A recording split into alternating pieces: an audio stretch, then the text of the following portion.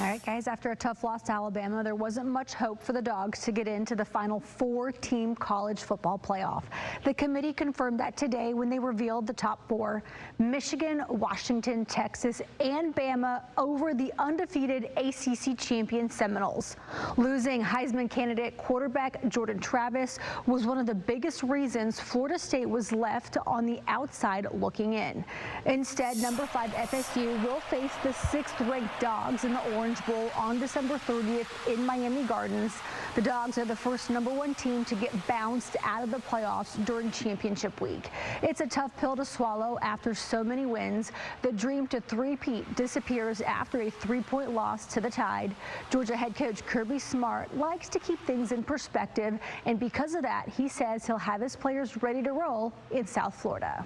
I always worry about when you get in bowl games of the matchups you get to have. So this matchup is really exciting, and I know our players are pumped and excited when they found out today who we get to play. And the Orange Bowl is one of the best bowls we've ever been to in terms of the sunshine and the beach and getting to enjoy it and being in sunny South Florida. So major congratulations to FSU and Coach Norwell and his staff, but also to the Orange Bowl committee and the people that host the Orange Bowl. Our players are looking very forward to it.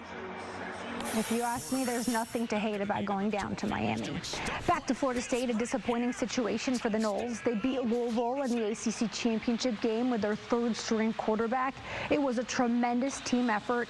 They finished their season a perfect 13-0. Seminoles head coach Mike Norvell put out a statement saying he was disgusted and infuriated by the committee's decision to leave his team out of the CFP. He also expressed hurt for his players. It was one of the tougher moments I've had to experience, and just for all that they've done. You talk to a team about responding to adversity, getting up and going to give all that you can to be able to find a way to win a college football game. And like Coach Smart said, it is hard. I mean, it's hard to do. It's hard to especially when you face some of the adversities that we've had here this year, whether it's injury or just different things to overcome. But it's all part of it. And, as we tell our team all the time, your truest identity shows up in times of great adversity. And we faced it, and, they put it on display. And that playoff goes to 12 teams next season. Well, guys, the race is tight at the NFC South, an important road game for the Falcons in New York to take on a solid Jets defense.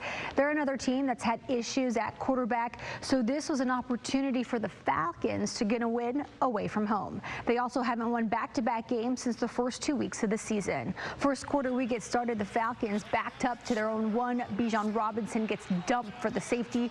Jets jump out to an early 2-0 lead. Both offense is shaky, but the Falcons come up with a big play here. Desmond Ridder to Michael Pruitt, 20-yard touchdown. Falcons take the 7-2 lead. Not much offense from there, but the defense shut the Jets down. Late 3rd quarter, Jesse Bates with an interception off Tim Boyle.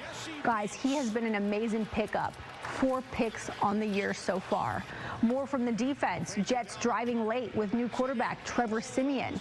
Richie Grant gets to him with the blitz, balls out.